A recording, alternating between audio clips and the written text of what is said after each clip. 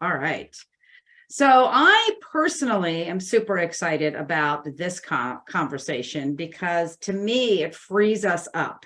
If we take the time to really understand data, we can make better decisions, which actually allows us to optimize our time. And who on this call is not over busy? Anybody?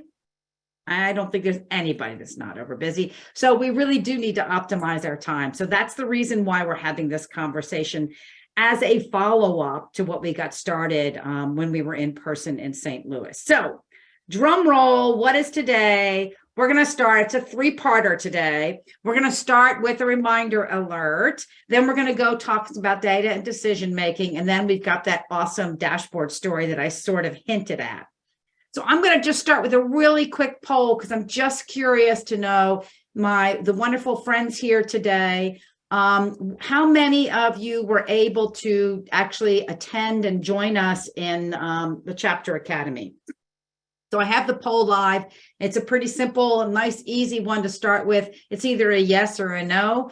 Thought we'd make that as easy as possible. But were you able to attend the in-person Chapter Academy? I'm asking this in part.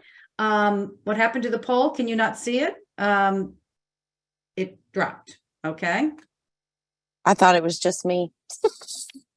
Okay. Let's see what's going on. Jennifer, can you see it? Not right now. No, I can't. It looks like you may have accidentally ended it. I can recreate it if we need to. Here. No, we can just relaunch it. Let's try it this way. Okay. Is that better?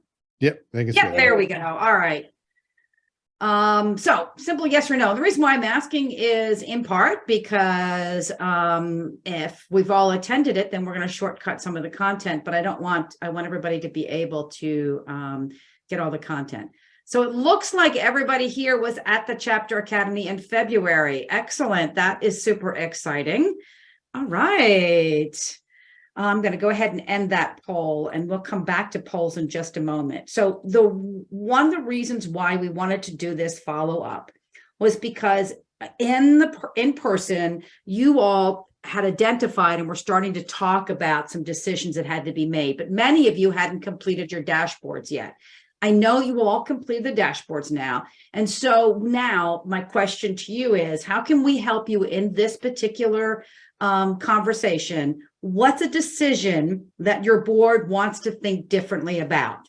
Now, you can answer it in the context of what's a decision your board has to make. I worded it that way because a large part of what we're really hoping to be able to do as we continue to navigate a very different time is for us to begin to think about how do we do things a little bit differently, right? So go ahead and throw in chat. What's a decision that your board, or maybe you personally, right, in terms of your role with NIDP chapter, what's a decision you have to make that you'd love to sort of say, what's another way around this? Any decisions? Go ahead and throw those in chat. And while you all are warming up your fingers and catching up with that, I will get us started on the very first section of sharing. Here we go. I love this.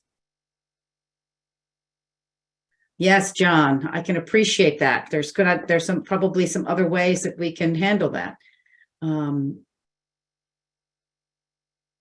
Okay, so Katya is talking about adding some new committees. Have you thought about making them task forces? So a different way of looking at that is a task force or an ad hoc or a group, smaller group, shorter term.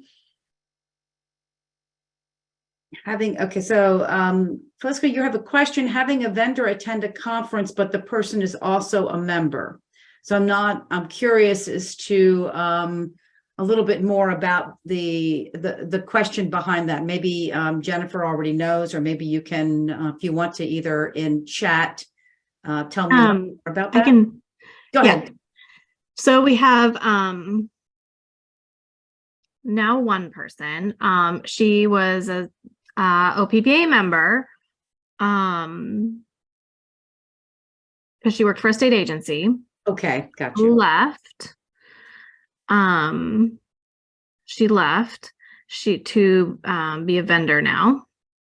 Mhm. And she is also still paying dues as a member because she still is doing procurement. So there's a weird crossover there. Right. So I guess my question, and I'm not, I don't, Jennifer, I have to say that I don't want to step on any rules or,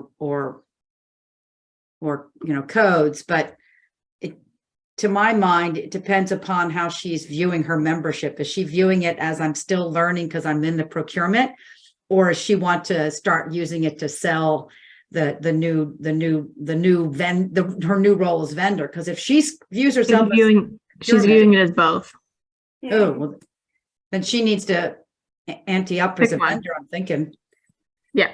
Well, in Kliska, we always tell a lot of, there's a lot of questions around this fine line of suppliers getting involved in the chapter and at what level. And, a lot of it is the threshold of your membership and your bylaws and what it means to be a member. And if that's working in the profession and how that is defined.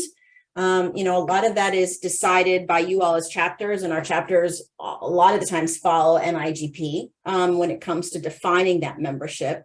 And we certainly have that kind of that close call, if you will, but it's also defined because of what their role is, what they do, and what they are trying to get out of that. Right. Yeah, I think it's been an issue for a couple of years, and I was like, I'm going to make a decision during my presidency. So anyway, that was just, it's interesting, and it's interesting, just a different one, I guess. I love that. And I'd be curious to have you, when we get to the section today, where we talk about a decision-making model, to see if it would help you sort of weigh the pros and cons. So excellent. Let's circle back. Can I actually comment on that? Yes, Ginger, please. I didn't want to put you on the spot, Ginger, but I was going to call you out. That's all right. So Ginger Line, I am actually an employee of Sourcewell. I'm also a Minnesota NIGP chapter member. I'm also chapter ambassador, but I do want to just mention this because I am an active member of the chapter. And so it might be a little different because you said vendor. And so there might be some confusion there. Minnesota chapter clearly says in our bylaws that you have to be public procurement. So that is why we are allowed to be there, but we don't sell. We don't have vendor events in Minnesota. And so I'm not selling. I'm not going to sell a single thing when I am there at all. But I do sometimes relate what we do to a state contract, and the state contract people are also there, and they talk about their contracts quite often. And no one necessarily questions that. So just some things to think about. But like Jen said, what do your bylaws say, and go from there. So hopefully that is helpful. I love that, Jennifer. Thanks, Thank you Ginger. for lifting us up into that conversation. That was great. Thanks, Ginger. Yeah. Lots of really good questions coming through, and I'm hoping that we'll be able to, as we talk today, answer some of them. I want to give a shout out to a couple of them. Hang on a second. Someone had consent agendas. They were trying to use it. I want to give a shout out to using consent agendas. Marie was there. She said trying to move them forward, but having trouble changing board culture. Right. But I love that. And Marie, maybe there's some, maybe there is some opportunity for us to, talk a little bit more about that. But a big shout out, because the consent agenda is going to give you more time to talk about the issues that really need the board to need to address. And sometimes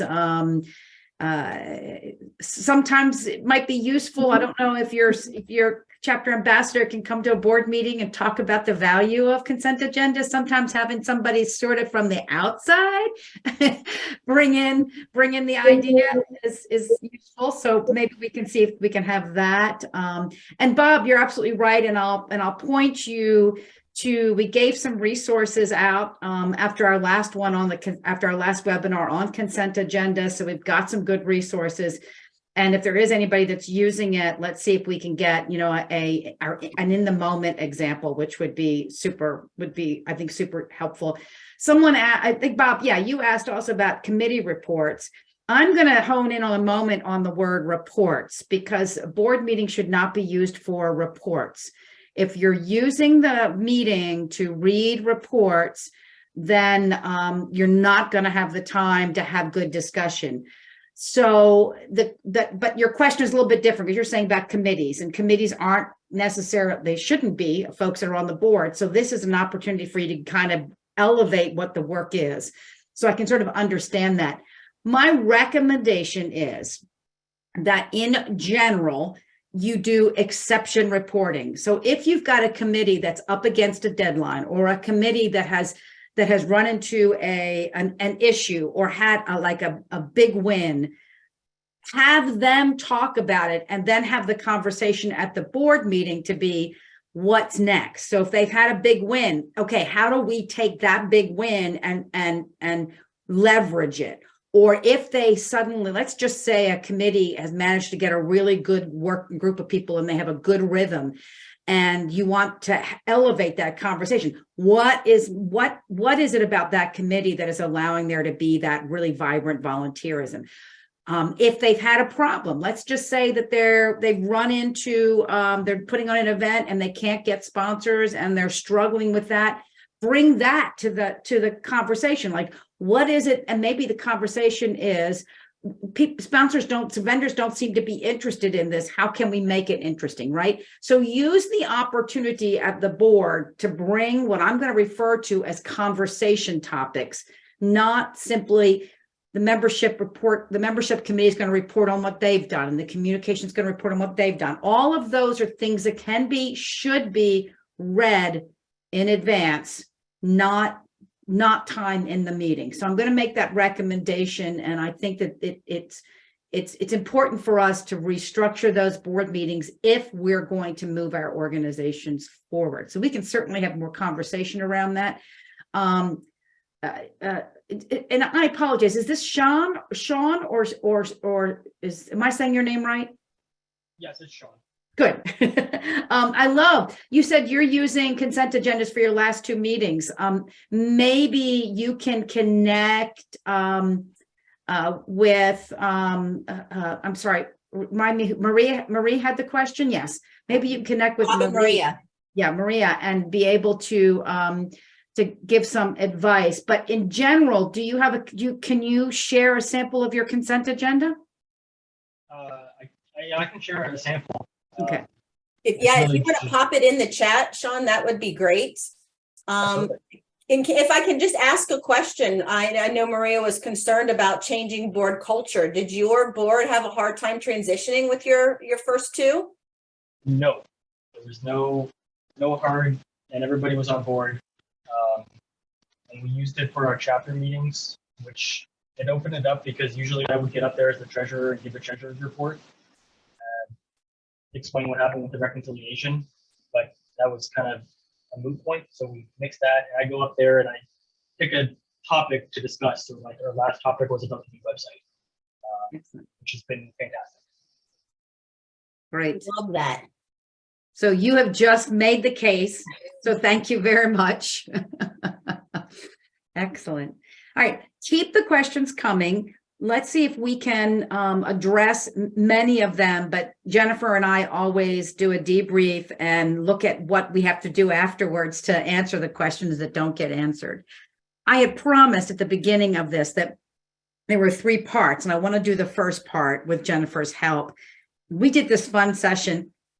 Those of you, since you all were there, you might remember it, but let's do it again. We said, who are you going to call? If you recall, this was our way of saying that we all need somebody to call, and that we are absolutely committed to making sure you have the support. You have people, right? So you do have people. Maybe it's not the Ghostbusters, but you definitely have people. So with Jennifer's help, we're going to run through 5 examples that you've got. And the first is, Jennifer, is your chapter ambassadors. And I know I talk ad nauseum about that, and I know many of them are on the call today, but your ambassadors are a great resource for you. Not just to come and talk about the Institute, but do you have questions? Do you have pain points?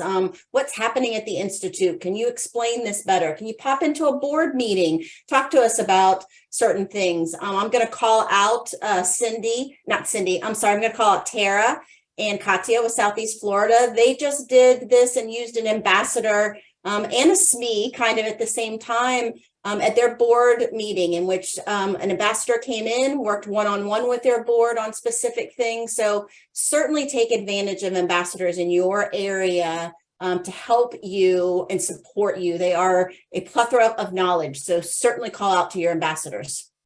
Excellent. And I did put this slide in, which they'll get in the deck, Jennifer, to make sure they know how to request a visit, just in case they weren't lucky enough to have theirs already. Something I want to let you guys know, we talk about doing your official visits in person every other year. With virtual, an ambassador can come to you every year. And it doesn't just have to be what we consider a visit and a formal presentation on the Institute. It can be, hey, meet with our membership for 10 minutes, come to our board meeting, hear what we're doing. We could use some guidance on bylaws and things like that. So always here's a request a visit there, that first blue box. And if you want content and presentations, there's certainly a description there from staff to business council that could be making presentations on various topics for you. Excellent. Another way of building events out. So that's absolutely great. Now, chapter ambassadors are volunteers, but there's also some paid people that you can rely on. Now, of course, our wonderful and fabulous Jennifer. Yes, that's me. But there are a lot of people on NIDP staff that you can constantly go to. Most of you probably know Karen, who schedules your hosting courses. Chanda is a great resource if you're looking at education and content, either personally, or maybe you want to build out something for your chapter. Diane Daly can help you with any questions about certification. I know we're getting a lot of questions right now with people filling out their chapter performance standard seals and want to know how many people are certified in their state. So through Diane or we can get those reports for you. Ronnie is a great resource. We want to post something to the website. You can't find something on the website, or if you're converting to Club Express, which is supported by NIDP through Sourcewell, Ronnie is your contact. And when in doubt, always can go to customer service for them to help you, either messaging, call them, email them. Excellent. Woohoo, lots of fun. See, guys? Now, I will tell you that sometimes the chapter ambassador or the staff member doesn't have the answer, or maybe it's midnight and you just need to get something done for the board meeting the next day. That's where the resource library comes in, right, Jennifer? Absolutely. And there is so much information on the online resource library. About 2 leaders in the loop ago, we indicated that they changed the look a little bit. We tried to make it a little bit more compact, a little bit user-friendly. I'm actually working on a recording right now to go through these resources, do snapshots of what's in there and where to find them. But this is a great place to find all kinds of documents. We just talked about consent agendas. There's samples in there, bylaws. Somebody talked about wanting to change their bylaws, or a committee or task force. What are their roles and responsibilities? But this online resource guide is only as good as some of the material you give me. So when you're searching through it and say, wow, we have a strategic plan, let's post ours there, send them to me. So the more we have out there, the more our other chapters can look and learn from them. But this is a great go-to place. And if it's missing, let me know, because then we will work on finding content to build that area out. Yes. How exciting is that? Now, if we want to take that and make that, I'm going to call it personalized, coming soon is this very cool new support. We mentioned it in February and we told you it was going to be coming this year. And we are at the back end of building this, and this is our subject matter experts for chapters. And again, I talked about Tara kind of playing a dual role here as an ambassador and as a SME, if you will, meeting with the board of Southeast Florida to talk very specifics about strategic planning, awards, things like that. So we are building our people, our repertoire of who are going to be our SMEs, and we'll put out there a form very similar to a visit form, and where you can indicate our chapter is really struggling with finances. I think John talked about not doing audits and when should we do them. And so we're going to work with chapters one-on-one that want to do calls, have visits where we can hone in on those specifics that you need support on very specific subject matters and help you move that along. Sometimes they're going to be a one-time deal. Sometimes it might be multiple visits or engagements, but we're really excited to be having this program start to help you with very specific things that your chapters may need support on. Excellent. Now, the last one I want to throw out here, we're actually going to talk a little bit more about later, but you know, this is a support and it's your chapter dashboard, right, Jennifer? Yep. So I was so excited that I think almost 42 dashboards were completed after Chapter Academy. And I have let everybody know that I have scored them. So you have to go back in and look at them, open it up, and you get to see in those 4 pillars, if you will, what you scored, what color you got. So I encourage you that now that they're scored, to make sure you go back in and get them, look at them, export them, make a board meeting around them and talk about the results. And we're going to go into a lot of detail using this example here at the end, but this is where you start to make decisions based on what is working, what's not, what do you want to do differently, and set up yourself some goals. So when this dashboard is taken next year at Academy by your incoming leaders, you can start to see year over year, where have you started to make some changes? Where have you seen a color go from a blue to a green? So this is very, now we're going to keep using this tool, and I'm really excited, Peggy, that we're going to talk about, what do you do with it? Okay, Jen, you gave us the scores. How do we use this? What do we do next? Wonderful, wonderful. Oh, and one other thing is, please call me once you look at them. If you want to set up some one-on-one meetings, call me or your ambassador, and we're going to set up some calls and let's go through them. Let's talk about what it means. Let's have some conversations about where you're struggling, what resources, who can I pair you up with as another chapter that may do really well in scholarships or member engagement, whatever it might be, that we can help support you in those areas that you want to boost up that color. Right. And what's really neat, as I recall, Jennifer, that every chapter ambassador can actually view all of the dashboards for the chapters in their area, so they can also help you find each other. If you're sister organizations and one of you has this incredible, let's say a green in member services and the other one has a yellow, boy, pulling together those 2 folks together would be great. So that's why we put there, call Jennifer or your CA, your chapter ambassador. I just happened to see in the chat, thank you, Ginger, for sharing how you all are doing an audit and the fact that they volunteered to do that after a few years, besides to pay for an audit, so that is an option in the meantime. But I love the fact that you've got some experience, and so I'm going to really suggest that you get together with the person asking the question, if possible, to be able to go ahead and have a deeper conversation. An audit is important. An audit, you can have a financial review, which is a step down from the audit. And in some cases, that is all that you need initially, potentially. So really take a look at what's going to serve your organization best. But if you're not sure, may I offer a suggestion? Just have someone who has not been involved with the books or the financial decisions, but has acumen in this area, have them look at things. They're going to just point out things that don't make sense or a question or a gray area. So sometimes if you're just not sure what you need to do, just getting someone to look over your shoulder, right, to help you, help you discern what is necessary. If you've got a full changeover, or you haven't had an audit in quite a few years, then you're probably you're probably going to want to do that, particularly if you're a new treasurer coming in. You're going to want to make sure the books have been reviewed prior to you taking over that responsibility. That's just a good risk management strategy. Check in with your chapter ambassadors if you have more questions, or with Jennifer. Peggy, we tell our chapters for that step down, every year or 2, you should have that third party, not necessarily a paid auditor, just again to look. And we say 3 to 5 years to pay for an outside auditor, and especially those chapters in that 3-year range in which you are have a lot of money, have a lot of flow happening, just to make sure that those things are being looked at. So that's what we recommend. And I love the use somebody internal, use somebody that one of your members that, you know, is a whiz in this and likes this. This is one of those small volunteering opportunities we talk so much about. It's one and done. It's over for them. They do it once a year, once every other year, and it's something they enjoy. It's a great way to get your members engaged with the chapter. Excellent. And you never know that it might turn out to be somebody who's willing to serve then as treasurer down the road. Who knows?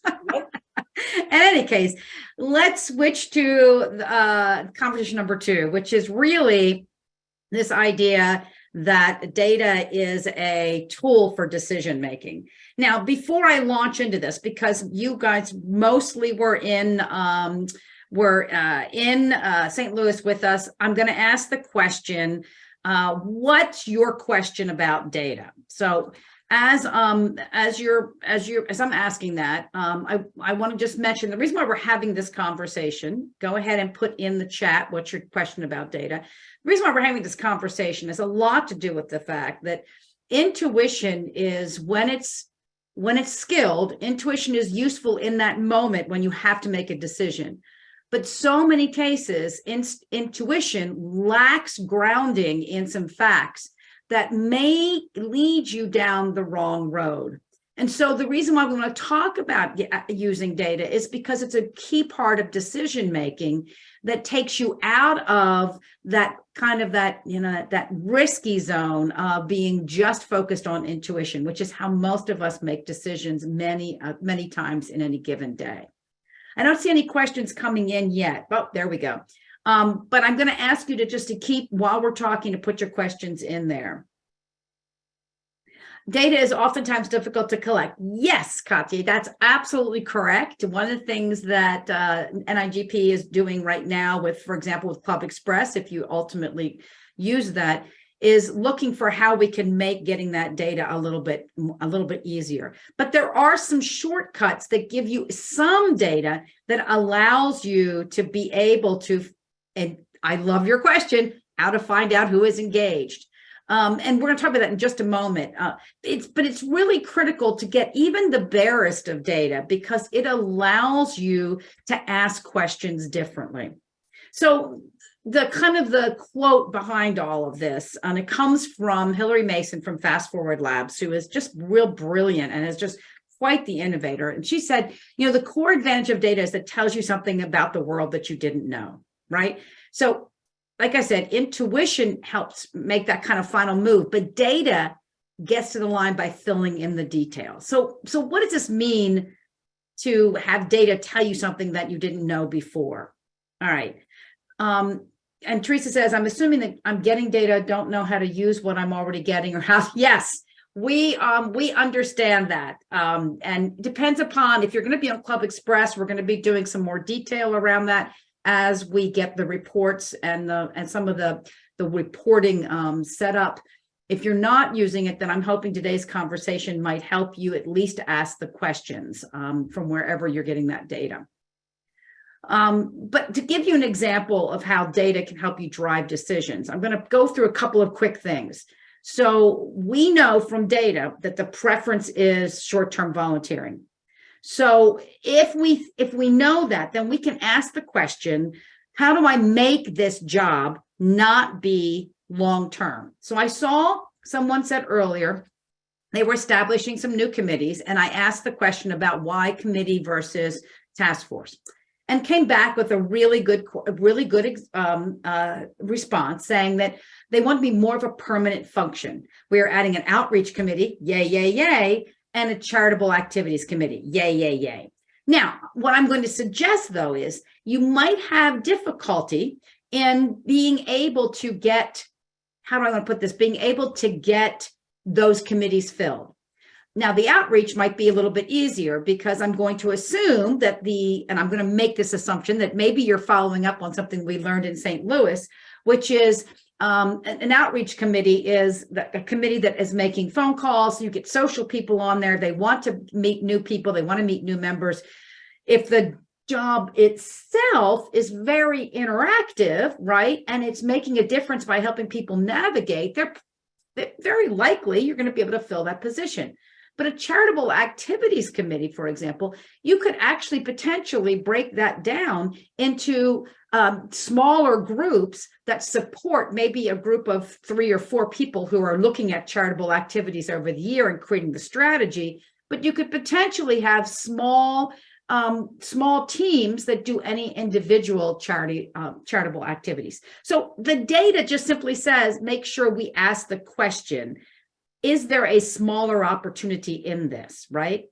So another data point that we talked about was the idea that folks really said that they were driving their engagement in membership organizations based on access to industry information and online accessibility.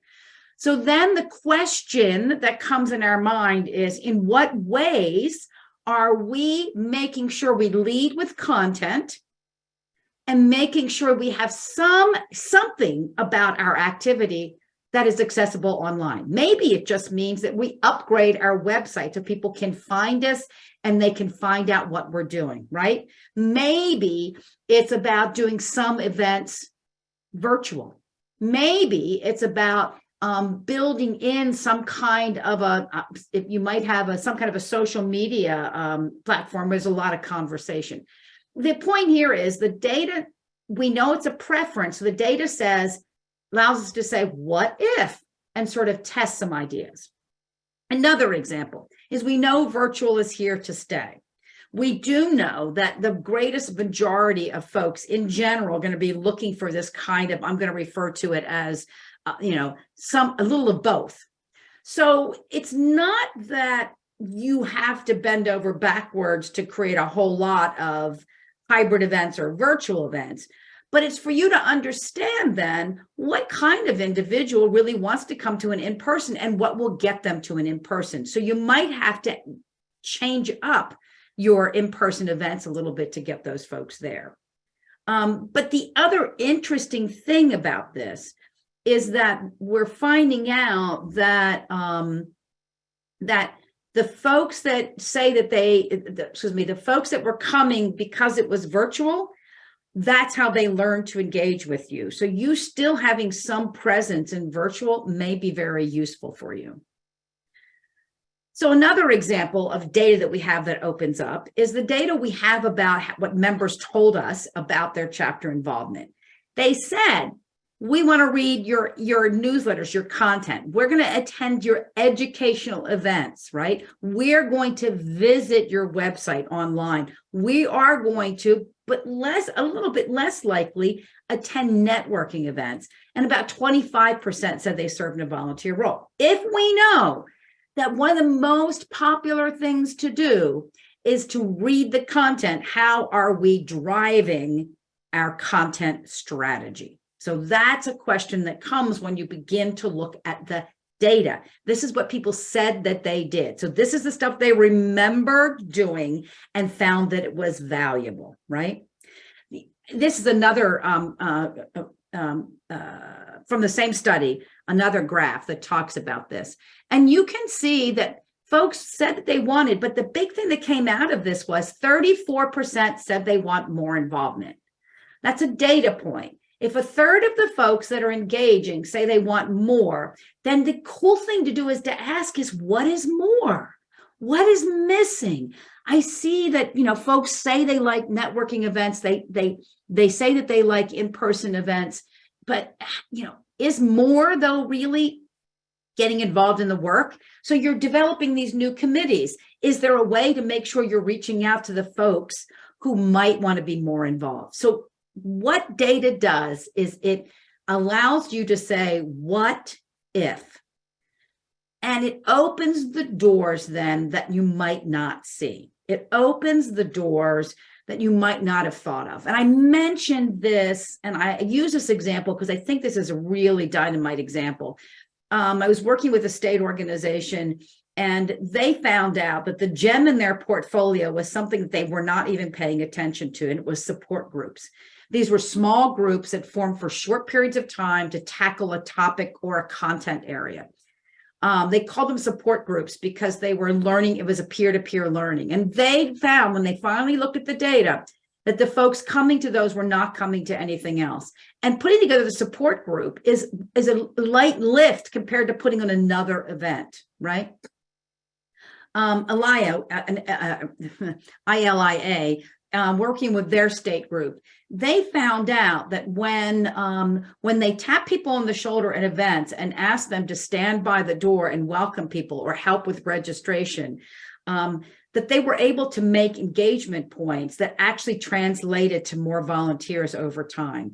So the door that they didn't see was that they could automate that by simply adding a question to their registration form that says, hey, can you come 15 minutes early and help us do and check one of the boxes? And then that ramped up their opportunity, right?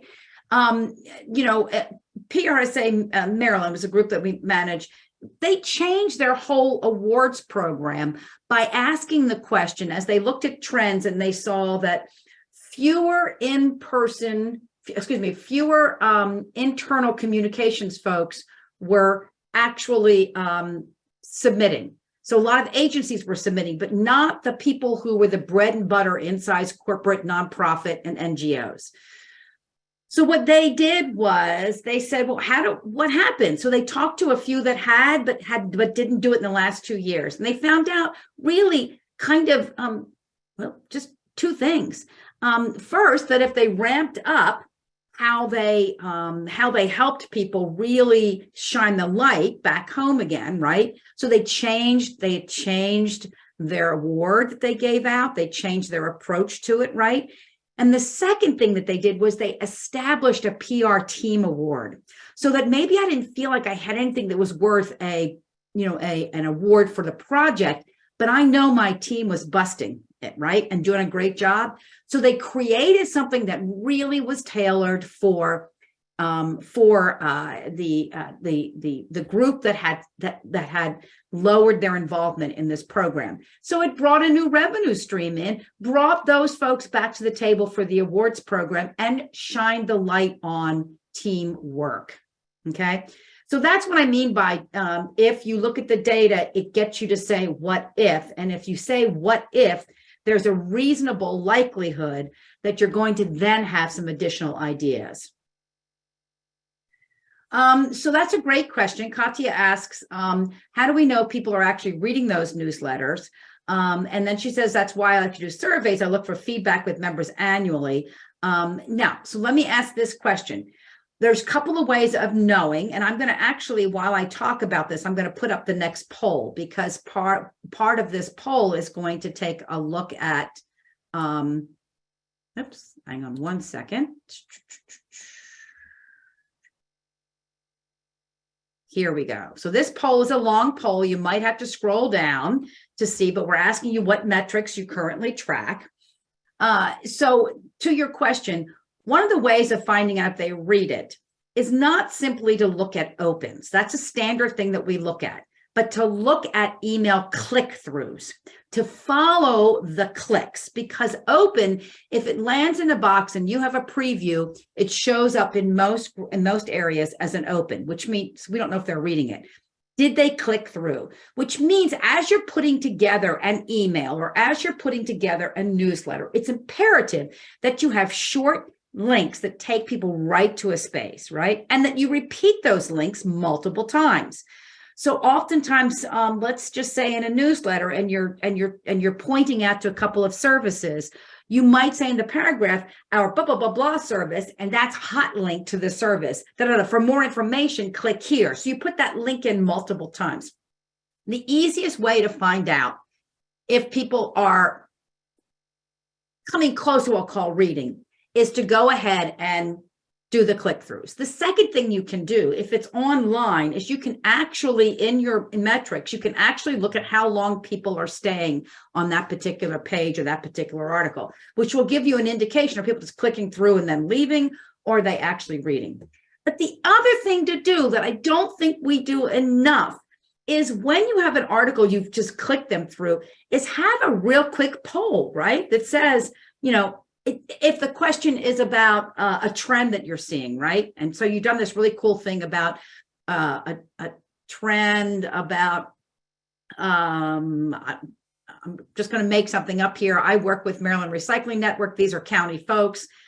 One of the trend we're seeing is the degree to which customers are actually using their recycling bins or not. So what do you see? Are you picking up more or less, right? And this is the thing about trend, and you poll and then people answer it. Now you know they have read it.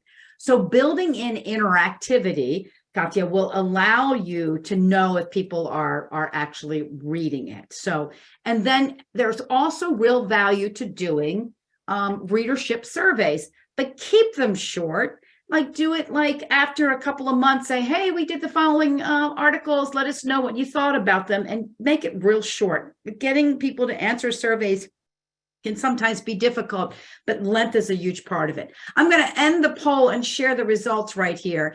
Great job. This looks a lot like we saw in St. Louis, but individual participation in educational events. It is great that you guys are charting that, because to the question of, I want to get more of my people involved who are not involved, the only way to do that is you have to know who is involved. And then if you look up Peggy and Peggy has no educational participation, then you know Peggy did not do that. So you really absolutely need to be able to know that question. And then if you can also do other activities, did they do a mentoring? Did they show up for an education program at a school? Those things are going to be useful, because you might find somebody who will do a presentation at a local school, but not come to any of your educational events, because maybe they're a dual member and they're doing everything else online. Okay, you have a lot of good data points here that are useful. And now a follow-up question I have is, what are you doing with the data? What are you doing with the data? Because it's one thing to do program evaluations. Are you looking at trends across your program evaluations? You do email click-throughs. Are you looking at what kinds of content gets a click-through? So at the end of the day, any of these can lead you to some really cool questions that are what if questions, right? It essentially allows you to change the question. So let's go back to that example, the registration list. And somebody asked, how can I really take a look, or how can I use this data? I'm going to say, if you pull out your 2022 registration lists, if you can't do anything else, at least drop them into Excel, have the member ID, look at the member ID, and in Excel, you can fairly easily do this. You can find duplicates, right? Then you will see all of the IDs, right, that have a registration list to them. Then you simply compare those to all of the IDs that you have in your database, and where there is no duplicate, where there is someone who is not on that list, right? They're not on both lists, then you know you've got a non-participant, right? So the interesting thing can be doing, this takes a little bit more sophistication, but then once you've done that, you can start looking at those lists and scan them. If nothing else, just scan them. What is different or similar between this cohort of folks that are attending versus a cohort that are not attending? We found out that at our conference, the people that were attending tended to be the people who were members longer. They kind of knew us. Our new members were not coming to the conference. I guess they didn't know it. It was a full day commitment. We presumed that they just hadn't had the introduction. So we introduced coffee withs, which largely were focused on new members, so that we could get them to dip their toe into an event or an activity that was a smaller commitment and allowed them to sort of meet some other members. We did find that drove more newer member participation in the annual conference. So if I know that demographic, like these are people that largely have been around for a while and these are not, I can now begin to say, how do I address that? Then if I start picking up the phone for the people that aren't attending and I say a couple of cool questions, I mean, really, I would say kind of easy questions is to say, how are you getting information and ideas and building your network? They're gonna attend you. Maybe you ask, hey, do you ever attend events in person or events virtual? Right. Wow. What kinds of events do you attend? How do you make the decision to attend those? And then another cool thing is, do you have a network of peers?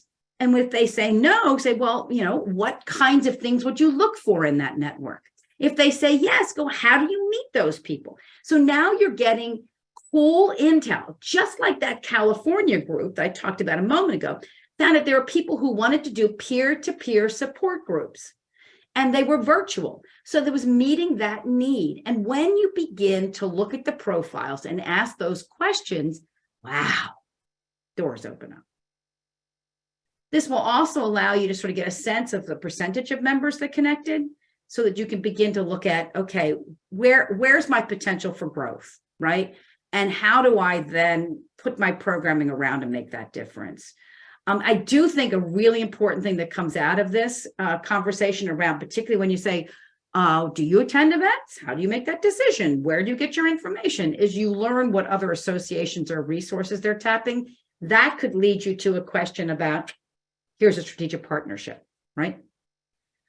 Now, if you're following trends, okay, the question you might ask is, okay, so we're seeing this change coming. So back a number of years ago, for procurement in our counties, there was this big thing of dual stream or single stream, dual or single stream recycling. And there was a lot of, pros and cons, and every county in Maryland and every county, city, and municipality in Maryland can make their own decisions, right? So the question we asked is, what do members need tomorrow? They're coming up with this question. And we said, okay, they need to have this kind of information, this kind of examples. They need to have people to talk to. We built some webinars and some conversations at our annual conference, and through use with vendors, we tapped them into the information they needed. That helped us think differently about some content streams, right? Now, I would love to say that, part of, if you look at the trends, part of the questions aren't quite as easy to look at. But I would ask people do you prefer virtual or in-person? I see the trend that there's a lot of folks that kind of looking for either or. When do you pick virtual? When do you pick in-person? Just by having those kinds of questions when you look at trends. Maybe the other one is simply, how are members using technology in their business or, at their desk? How are they using it personally? So that you can begin to take a look at that. Nice, Calista, thank you. That is a great example. So that's exactly the kind of thing we're talking about. It's not a huge lift. Call 2 to 3 people, make a content, have a cool conversation, and then allow us to feed that into our discussion. Excellent, excellent. Coffee with. So what we did was coffee with, and WITH, and we had ... and then whoever was hosting it, or if there was a particular person that was going to be like the champion or whatever, we could change it up every time. And it was really popular. We limited it to 12 people, and most times we had somewhere between 9 and 12. Very popular. And not only that, but we didn't have to do city center. You know what I mean? We took them out to the burbs and stuff like that.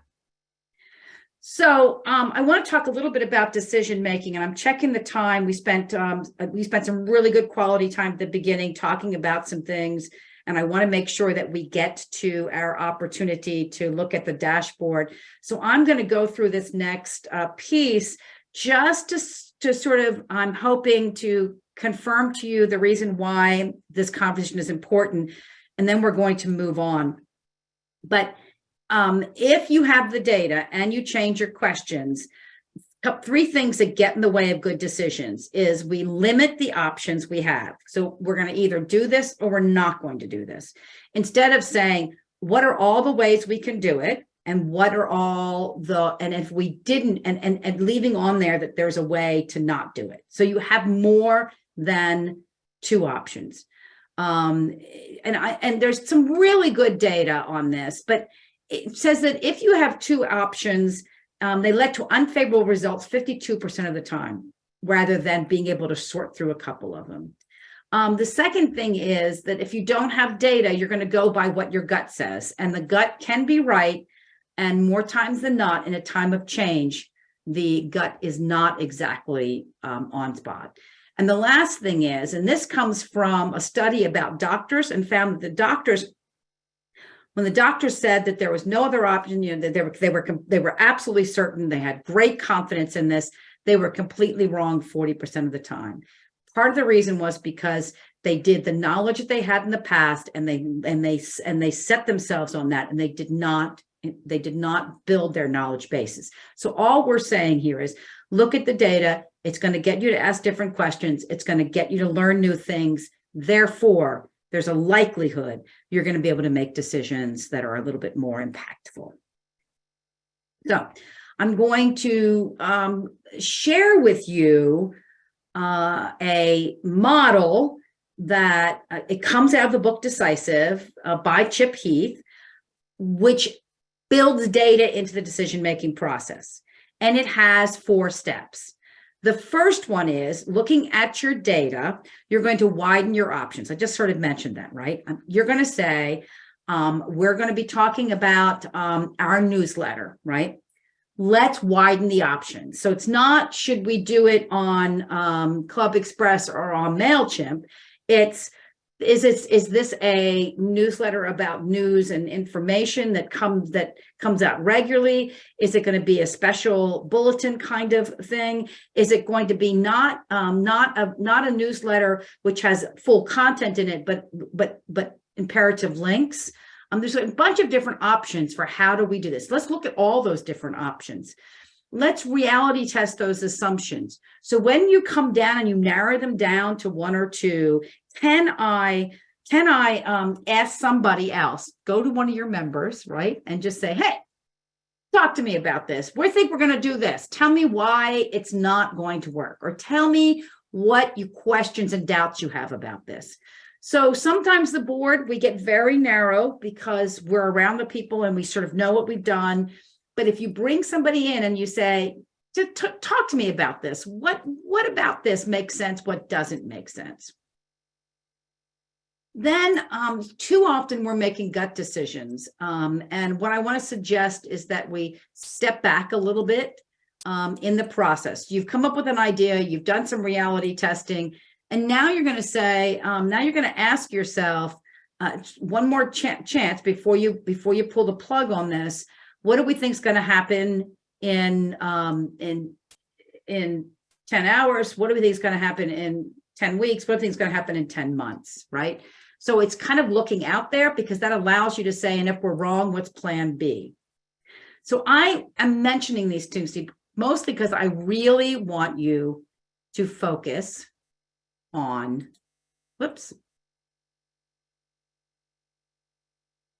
I want you to focus on widening your options, and I want you to focus on the reality testing. So the reality testing is kind of a piloting stage, right? And it's getting someone else to talk about it. It's getting somebody else to double check your thinking. And the widening of your option is giving you a broader place to start with.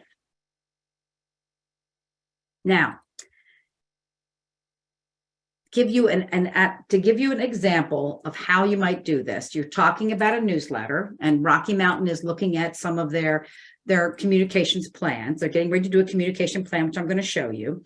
So what are our options, including those that are less preferable? What's our data around this belief that it's going to be useful? Like, what do we know about why people would read this? What do we know about the needs of our folks? What if any of those things aren't true? So how do we, and this gives you an opportunity to say, well, can we double check this, right? And then who else is juggling this issue? So then this is where you would reach out to other folks. This is where that wonderful resource directory comes in that Jennifer was talking about. This just helps you begin to say, I have this idea. Let me build as many options as I can. Let me look at what data helps me look at any of those questions. Let me verify, is this true? Bring somebody else in, maybe. And then who else is juggling it? Who can I learn from? So at this point, and I'm going to ask Jen for her thoughts real quickly. we were going to have you go jump into some breakout rooms for a couple of minutes to sort of talk about this. But I do want to show you the dashboard. So can I get a sense in chat? Would you all like to have a moment to go into some small breakouts and have some conversation here? We'd give you maybe, 10 minutes, 8 to 10 minutes, or would you like us to go on to showing you the dashboard example? So go ahead, you can use your, this is where we give you an opportunity to vote. Because you're here, you came. Looks like dashboard so far. It sure Dashboard, does. dashboard. I'm not surprised. All right. Well, I love that. I love that. Okay. I'm happy to step into the dashboard. So I'm going to flash through on a couple of really quick slides, which you're going to get all of these slides. And I'm just going to let you know that we are going to, the whole purpose of this slide right here is to remind you that data does not have to be a big lift. You can figure out who's attending conferences. You can do your surveys pre, at, and post, and you can do interviews. Okay. The power of the chapter dashboard.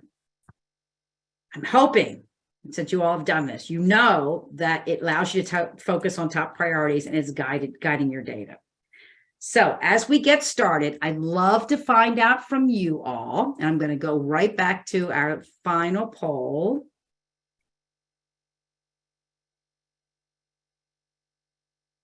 And I'm going to launch this one. Have you looked at your dashboard results, and do you know which of the 4 areas you have scored either a green or a purple in? Nice. Jennifer, this is exciting that they've seen it and they've already been looking at it and playing with it. This is very exciting. Thank you, thank you, thank you. Leadership Beautiful. seems to be our high scorer. Mm-hmm. Excellent. Just looking to see if I've got everybody in. Not expecting everybody to do this. And one. Peggy, it just is so if somebody, you can send a message to me privately. If you're having trouble looking or being able to log back into your dashboard, let me know privately, maybe why you haven't looked at it. Do you have concerns about it? Are you overwhelmed with it? That will certainly help guide me and ambassadors as we reach out to you all about these dashboards, kind of where you are within them. But I just would be curious if anybody is having any issues. I certainly would want to know if they can't get in them. Okay, great. Yes. So DM her, let her know. All right. So what's really exciting is that we've got number of you have robust scores in leadership, some in operations. We're seeing a lot of folks get good grades in operations because you're doing a lot of the things pretty right. Not unusual to see folks have got areas for improvement and involvement and services. So this all makes good sense. Good sense. Well, Kaliska, I see your comment that we don't use it. It's another site to update and track. You actually don't have to. It's not a big update or track thing. So you can do it, print it down, and then you've got it in front of you. And it could be used largely in the moment of planning, right? Or if you're just trying to decide, do we want to put money into this thing or this thing, you go back and you look at it. So I'm hoping folks don't see this. This isn't another thing that you have to go up and every month update. No. That's not the intention here. So maybe what I'm going to do right now will help you see sort of the value of how you can do it. Yes, it is getting used to it, and we can appreciate that. That's why we're trying we rolled this out softly last year and a little less softly this year, and hopefully next year it's going to make a real difference for you all. So what I want to do right now, thank you, Rocky Mountain. I don't think we determine nobody's on the line, but they allowed us to share with you their results. largely so that we could show you how you might now use the results. So I'm going to show you the results in 3 categories. The first I want to share with you is their light in leadership. And I will tell you that, here's the deal. When we talk about vibrant leadership, we're talking really about the diversity. We're talking about a mix of new and returning, but we're also talking about the sustainability for that leadership, meaning you've got a vibrant pool of leaders. So one of the interesting things is we're obviously in this time where we're still not over all of the disruptions that we've had, right? And so we have to look at things differently. What I liked about the way Rocky Mountain approached their answers is they really owned up or were honest about where they thought things were working and where things weren't working. And as you look at their light on leadership, they said they had a yellow. Largely, as you can see, they actually talk about the fact that that they're scenario B in this particular case, which means that they have, and they're recognizing this, they understand their pool isn't as robust as it could be.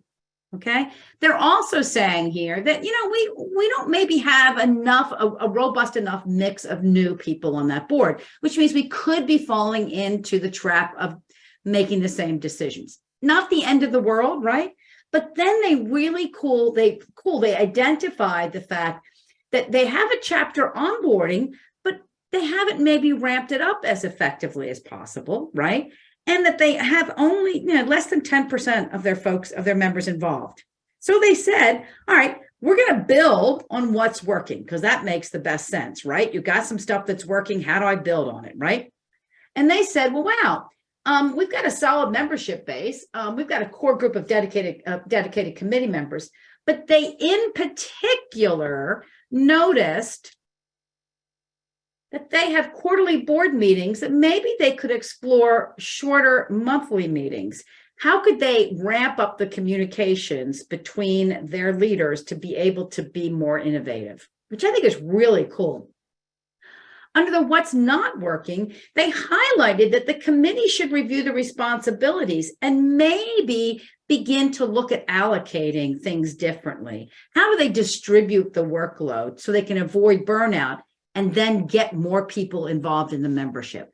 So what I love about this is they're doing a number of things that are really good. The other thing I didn't circle up there is we're doing an all-member orientation, which I think is really cool. And then you're going to see in just a moment, they're talking about how do we take that to the next level. So they're saying, so how do we turn this into goals? Well, the goals are around improving the volunteering and about planning to really ramp up how they are as an organization welcoming and bringing people in. Peggy, can I throw in something here? So I'm afraid a lot of people feel kind of Kaliska's or Katya's situation about what to do with this. And Rocky Mountain is a really good example that I think when they filled out their dashboard, they did all this hard work up front. I think what would be successful for a chapter, if you think about yours and say, we didn't write what down and what's working, what's not, is now that you have a score, take that and make it a part of a board meeting for you all to sit down and decide, okay, this is how we did in leadership. Let's as a group talk about what's working, what's not, and then to set goals. So your dashboard doesn't have to be as detailed now as Rocky Mountains is, but in the end, not in the dashboard, any document, any piece of paper you want to write it on, you don't have to even go back in the dashboard to do it. But this is what you all could use it for, to sit as a board and talk about how do we change this around where we're lacking in leadership with what's working, what's not, and what could be a goal. And then you fill this in as strategically thinking for their year. So to the point of, it doesn't have to look like this when you completed it, but use it as a tool, as a board tool to work to where you want to go. Right. And I think that the real value, so I'm going to lift this up, what you just said, the real value is when they went through and said what's working and what's not working, and whether you do it in the tool or as Jennifer is suggesting on a separate piece of paper, it allows you to further debrief this, and it allows you to say, okay, where can I put my effort and my energy? So one of the things that Rocky Mountain noticed, and you'll see in the what's not, is they feel like their retention is lagging a bit and that they need to have a better member retention plan. But by focusing on how they are going to find new engagement opportunities, that will drive retention. So this is where, as you go through these four elements and you look at them, you begin to see how I don't have to do everything. I'm looking for the things that are going to make a difference. So let me continue on that just so you can see, okay? So the high member engagement, okay, it's retention, it drives retention, acquisition, and awareness. So they also had a yellow on this. And partially it's because they're saying that they really have not broken 50% of members being involved and they haven't reached above the 10% volunteering. So then they said, okay, what's working, what's not? And you will notice that what I love about this is that they determined that we have an opportunity to increase communications with our membership. In other words, we're not necessarily getting people who are being driven by content really engaged with our content. Like we have the events, we've done the surveys afterwards, but if they're not coming to the event, how do we engage with them? And they're saying, well, we have this opportunity to really increase it. And maybe it's in the context of a monthly newsletter, right? And they then talked about, okay, well, then maybe what one of our goals should be is taking a look at how are we communicating. So when you look at this in the context of the first light, which was yellow, you realize that the same things that are kind of holding back the green light there had to do with folks in the pool, right? Getting more people to step up and be engaged, right? And then when you look at this, you realize, wait a minute, part of this is we're probably missing part of the engagement thing. And even if we develop, and when we develop an effective communications plan, we can maybe look at how do we create small ways for people to be involved in that. So by doing something that drives member engagement, I'm also supporting the efforts that I need for my leadership light. Because see, what I'm doing is I'm looking for where are there the intersections across this light. So the cool thing about this is that this is not another event, right? This is really saying, what else can I do? Now, it's cool because they're in the midst of implementing Club Express, so they're getting some new tools that are going to help them with some of these things. And so that effort that they started over here is trickling into, obviously, the solutions that have come out of looking at this data, right? So then I want to go to the third one, which has to do with operations. And it's about policies and procedures. Now, I want to throw this one in large part because they got a green on this one. And I want you to know that they got essentially 3 yellows and a green. What I loved about the way that they focused on this was even with the green, they said, we're still in a process where we are adapting to the disruptions of the pandemic and the changing in workplace and the changing in the approach to a lot of different questions around DEI and engagement, the disruption of having a generational change in the workplace, all those things. And they said, yeah, we're doing pretty good. We're doing pretty good. But they picked a B because they're saying, while we've got some things going on, there's some areas for improvement. So they actually talked about the fact that they're doing those things that are cool, but then they also highlighted that they have an opportunity to learn more from their data. So they got a green light, but that doesn't mean that they're going to stagnate. So they actually are looking at Club Express and how do I better track volunteering and membership data? Why? Because they want to get that green light on member involvement and leadership. So again, what they're doing is across all of these things, they are tying all of these together. In the end, when they look at all of this, the highlights for them, quite frankly, the highlights for them are going to be to leverage this opportunity with Club Express to track the volunteering and the member data, to maintain and continue to build the strategic and meaningful partnerships, right, which are showing here in the operations and showed up in leadership.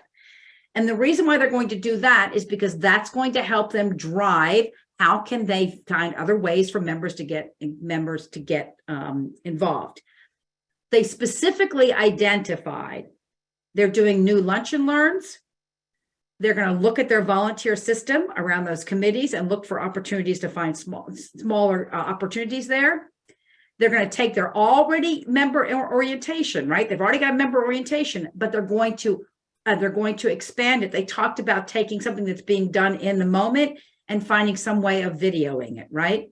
They talked about the fact that when they're doing all of this, that they have an opportunity in general to ramp up a couple of areas that will make a significant difference in member engagement, which will drive a good leadership conversation.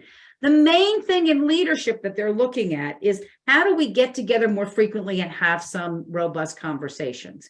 I love that as a starting point because just like we talked about the value of the consent agenda, let's talk about the value of really powerful board meetings. You can address many of these things by having better conversations and allowing the data to drive it. So that's how Rocky Mountain is. That's how they put their stuff down. They went through this process of saying what's working, what's not working. And what we're doing is pulling the thread through to look for where there is an opportunity to do a couple of things that have reverberations through their entire chapter. Thoughts, questions?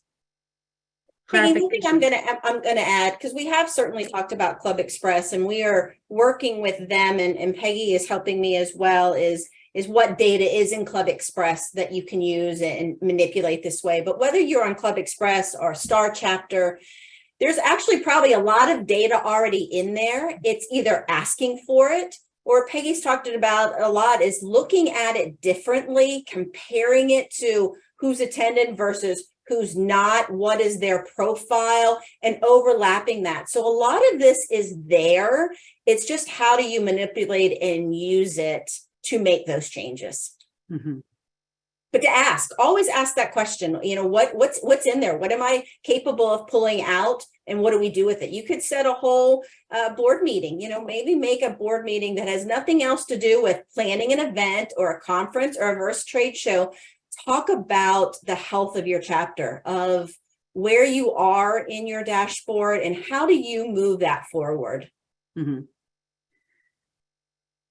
So I love that, Katya. You said what's the best practice and who should be updating it, and yeah, you don't want to burden folks, and you probably don't want to get too many hands in it. I think that I'm going to suggest that the real best practice is to do it for a point in time, allow it to be used as a document that guides your some of your decision making, and then if you print that off as a PDF, it sounds a little old school, but I'm not saying print it off a printer. I'm saying you have it there.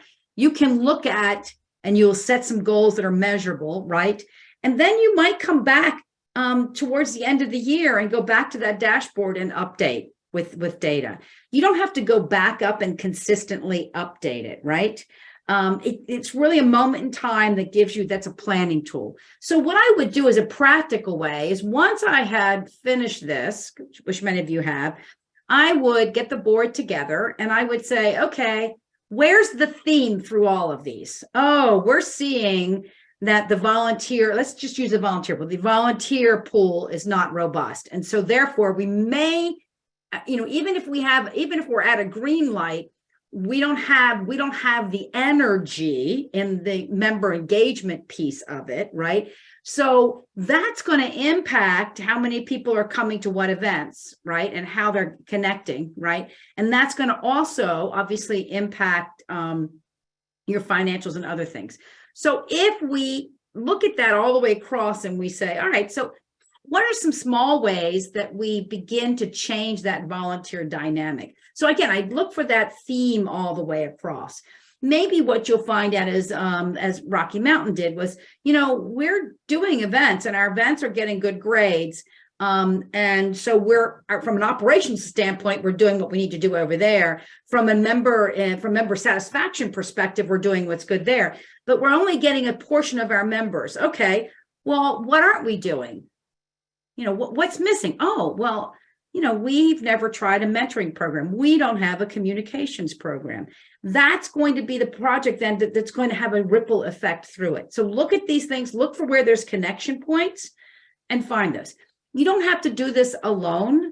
Remember, you have a chapter ambassador. You can have a one-on-one with Jennifer and or your chapter ambassador to help you do that. But I wouldn't make this be something where you're going up every month and changing it. Now, I'm not going to tell you you can't do that, because you certainly can. But the idea here, again, just to reiterate it, is here's where you are today.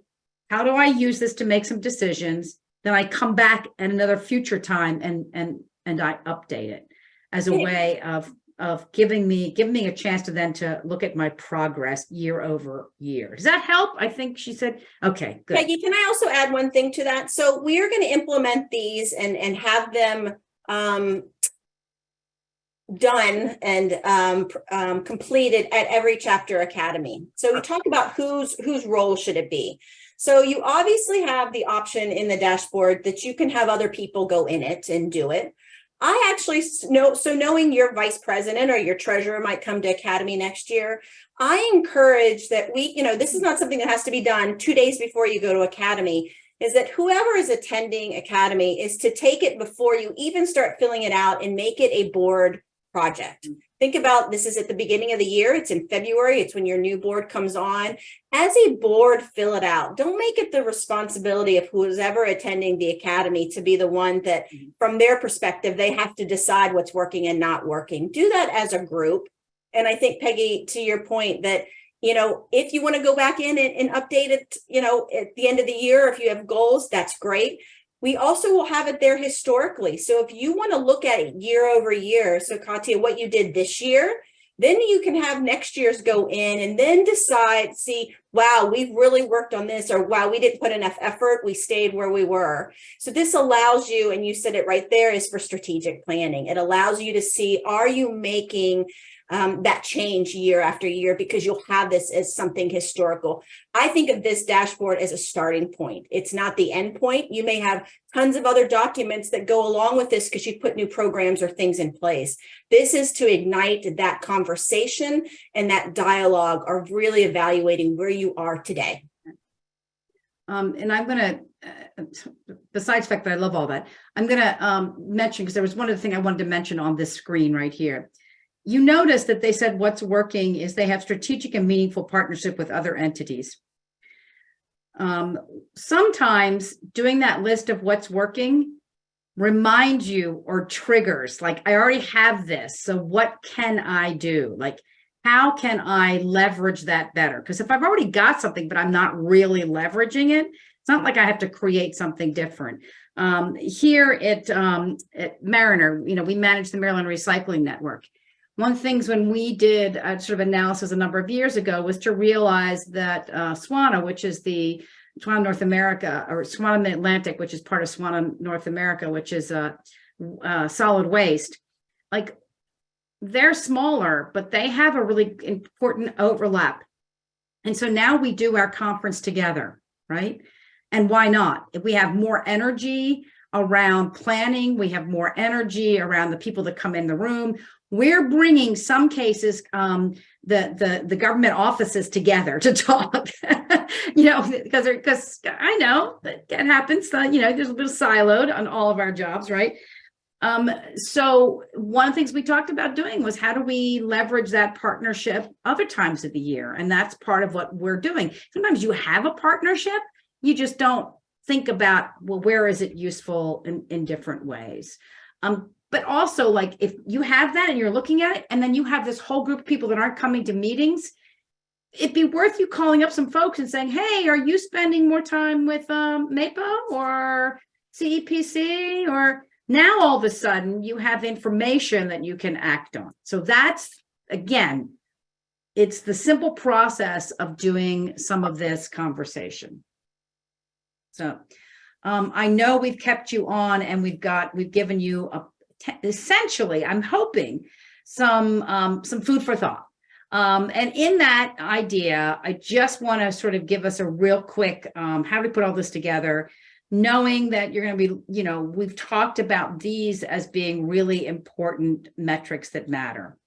And if you have the data, you can translate registration data to a profile. You can translate communications tracking to, did your message get through?